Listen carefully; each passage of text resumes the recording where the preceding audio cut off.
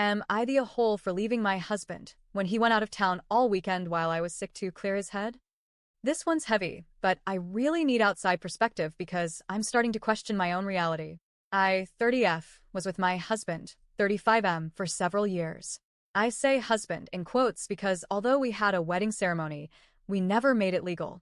We were supposed to sign the paperwork in November 2024, but that got postponed due to his mother's immigration situation. More on that later. Let's rewind to just a couple of weeks ago. I was sick, like pneumonia sick, on immunosuppressants for my autoimmune disease, weak, struggling to breathe, and genuinely debating whether I should call 911. I felt scared and alone in my own home, the one I shared with this man. He saw I was sick. He knew, and he still chose to leave. He said he needed time to clear his head. He left for 4 days, turned off his phone, disabled his location, ignored every single one of my calls and messages. All of this came right after a fight. My parents had come to visit me for my graduation from medical residency, a huge milestone I worked years to achieve. It was their first time visiting the home we shared. I was so proud, but apparently, that pride came at a cost. He was cold, standoffish, and straight up rude to them. The next morning, he stormed off at 6 a.m. because my dad let the dogs out and disrupted his sleep. He later told me that I didn't defend him to my parents, that I wasn't prioritizing our marriage, and that my parents were brainwashing me and manipulating me to turn against him.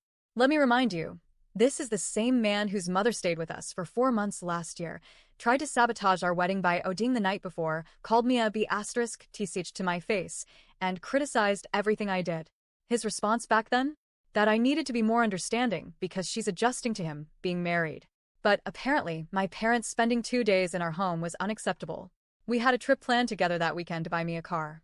My old one had been totaled in an accident a month ago. We were going to the city together, he had booked tickets, and I was excited to finally get some independence back. The night before the trip, after I told him how hurt I was by his treatment of my family, he got angry, canceled my ticket, and went alone. Not to get the car. Not for anything important. Just to clear his head. While I was sick in bed, barely able to stand. And that's not even the worst part. While he was gone, I found out he had been trying to reconnect with other women on Facebook, one of whom he used to sleep with, another from his yoga class, who he already messaged when we were engaged, and even my younger sister's friend, who is 15 years younger than him. His excuse? It's not a crime to add people on Facebook. Never mind the fact that he's the one who insisted we couldn't have opposite-sex friends and made me delete every male friend I had. That was his boundary. One I respected. One he never intended to follow himself. That night, I called my parents, embarrassed, broken, and ashamed. I had no car, no access to our bank account. He had asked me to close mine and route my paycheck into our joint account when we moved in together. And now, I had no health, no support, and no way to even take care of myself. They showed up first thing in the morning, picked me up, took me home, opened a new bank account for me, and bought me a brand new car. They didn't ask questions. They didn't shame me. They just showed up. After I left, he emptied our joint account. Every cent. Then he had the audacity to ask me to reimburse him for the flight ticket he canceled when we were supposed to go together. When I refused, he called me a gold digger. And just to twist the knife a little deeper, he told me I was changing because I was about to make more money than him. I just passed my boards. I'm now a board-certified family medicine physician. His response to that?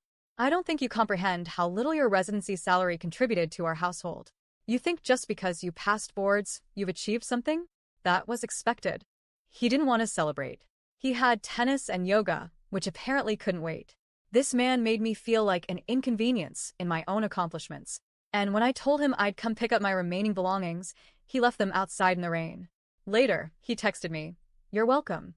Now he's messaging me, pretending to be calm, asking where his backpack is, saying he found more of my stuff. But I've blocked him on everything. I haven't responded. I don't plan to. And yet, a part of me still wonders, did I do the right thing? He says I abandoned him, that I'm emotionally unstable, that if I really loved him, I would have endured and persevered. He says this is why he worries about having kids with me, because what if he's on a business trip and I leave again?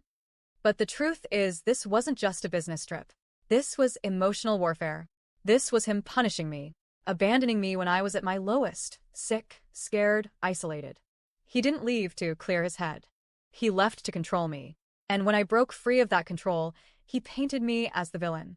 I still don't have my own place. I'm rebuilding from scratch. But for the first time in years, I feel free. I'm breathing better, sleeping better. I have my car, my family, my future. So, am I the a-hole for walking away from a man who would leave me sick and alone while he flirted with other women and told me to endure it because that's what love looks like to him? Or was I just finally brave enough to choose myself?